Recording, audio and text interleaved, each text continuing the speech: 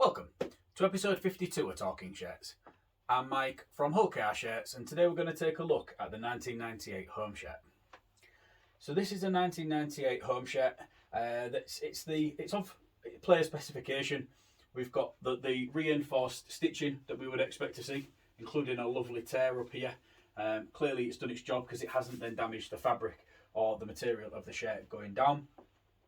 This one also has the Neil Hudgell and Co Solicitors sponsorship on the front.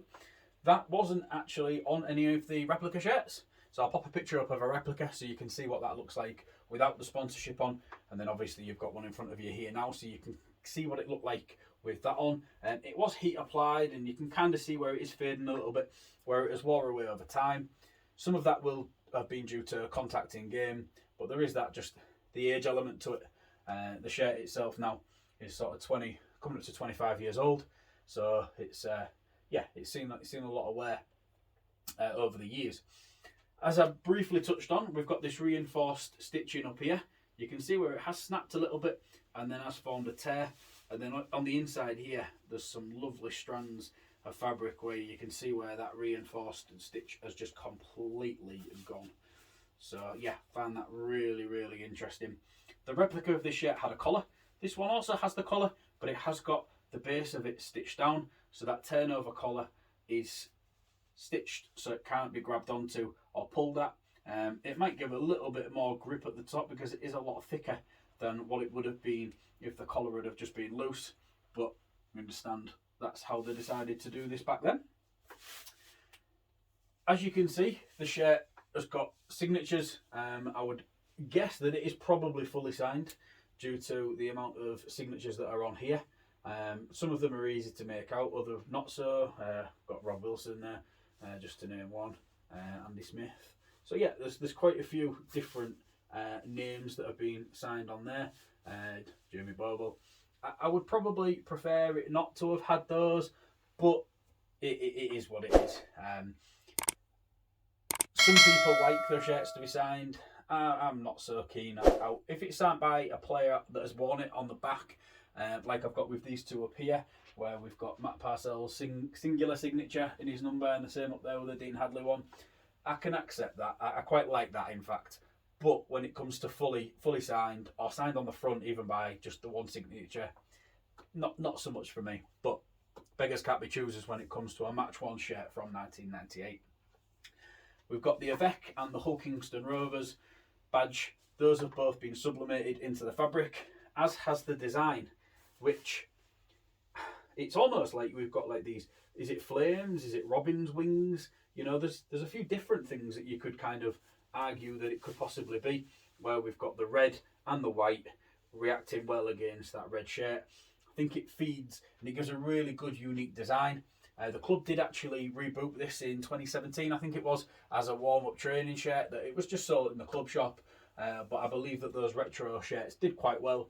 So again, might be something that we could see rejuvenated in the future to show off a new design.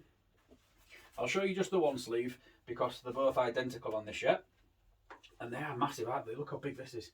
So we've got the Avec branding on the sleeve, and then we've also got a Northern Ford badge. Now this is for the Northern Ford Premiership, which is the division that Rovers played in during 1998. I've got a couple of shirts that are from this era, but this is actually the only one where it has actually got these Northern Ford sleeve badges intact. My 2002 home shirt, they've both peeled off, whereas this one has got both of them nicely intact, so it's quite nice to be able to have a representation of that sleeve brand within my collection. Right then, so having a look at the back. And as you can see here, this one has got a number 7 on it. Now, it's like a felt number, very reminiscent of that the Premier League used to use in the 90s as well, these felt numbers.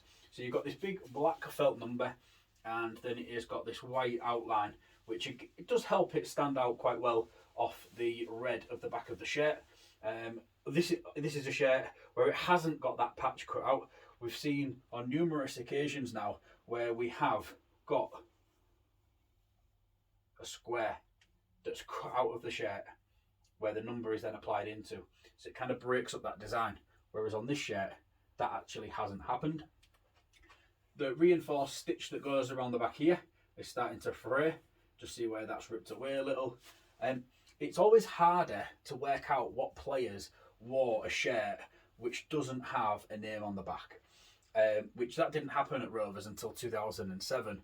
So it is a little bit harder, but I did get in touch with a friendly statistician that I know by the name of Brian Leeson, and he was able to help me identify that during 1998 there was just 3 players that wore the number 7 for Rovers.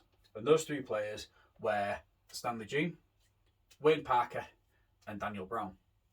So even if it was only worn by those 3, which it was, there's definitely some really good name value to add into the Hull KR shirts collection if this was worn by Brown, Parker or Jean.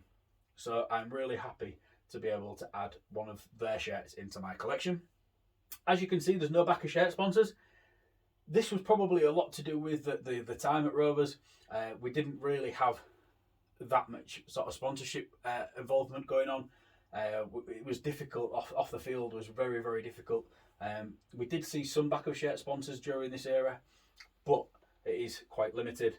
And as you can see, the design that was on the front continues around the back. So we've got the blue and the white, whether you want to call them robin's wings, whether you want to call them flames, whatever you want to call them.